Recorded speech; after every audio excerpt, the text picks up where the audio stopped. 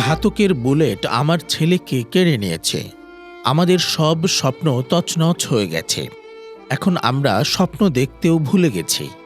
এভাবেই বলছিলেন জুলাই বিপ্লবে কক্সবাজারের শহীদ আহসান হাবিবের বাবা হেলাল উদ্দিন।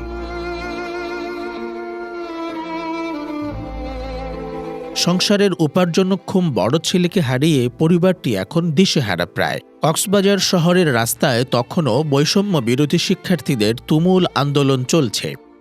আওয়ামী লীগ, যুবলীগ ও ছাত্রলীগ নেতাকর্মীরা শিক্ষার্থীদের মুখোমুখি ভিডিও করছিলেন আহসান হাবিব। সে সময় কক্সবাজার শহরের লাল দিঘির পাড়ের আওয়ামী লীগ কার্যালয়ের সামনে অবস্থানরত নেতাকর্মীদের মধ্যে কেউ একজন তাকে গুলি করে। সংশ্লিষ্টদের ধারণা তাকে দেখে শুনেই গুলি করা হয়েছে। প্রত্যক্ষদর্শীদের মতে তিনি আন্দোলনের ভিডিও করতে গিয়েই গুলিবিদ্ধ হয়েছেন। চকরিয়া সরকারি ডিগ্রি কলেজের তৃতীয় বর্ষের শিক্ষার্থী ছিলেন আহসান হাবিব। সংসার চালাতে কক্সবাজার শহরের ক্রাউন পাওয়ার টেকনোলজি নামে একটি বেসরকারি প্রতিষ্ঠানে চাকরি নিয়েছিলেন।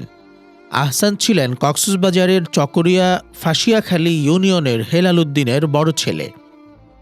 ক্ষুদ্র ব্যবসায়ী হেলাল উদ্দিন দীর্ঘদিন ধরে নানা জটিল রোগে ভুগছেন। 3 ছেলেমেয়ের পড়াশোনা ও সংসারের খরচ চালানো কঠিন হয়ে উঠেছিল তার জন্য। তাই বাবার কষ্ট দূর করতে চাকরি নিয়েছিলেন আহসান। বাবা হেলাল উদ্দিন বলেন, পরিবারকে আগলে রেখেছিল আমার ছেলে।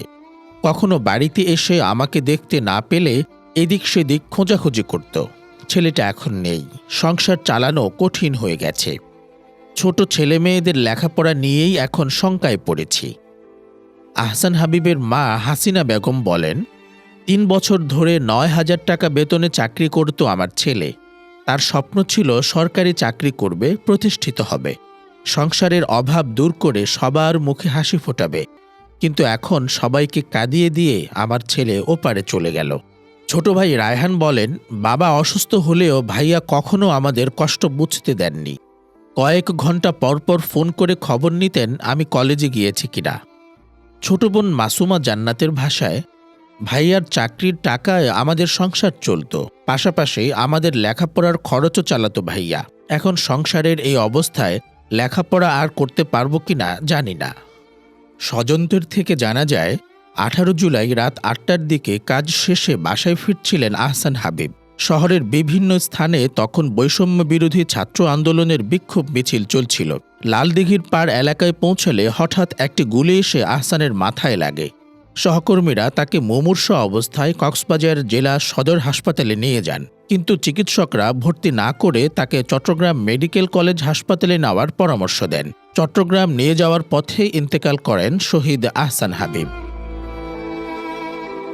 জানা গেছে, শহীদ আহসান হাবিবের পরিবার অন্তর্বর্তী সরকারের পক্ষ থেকে 2 লক্ষ এবং বাংলাদেশ জামায়াতে ইসলামীর পক্ষ থেকে 2 লক্ষ টাকা সহায়তা পেয়েছেন।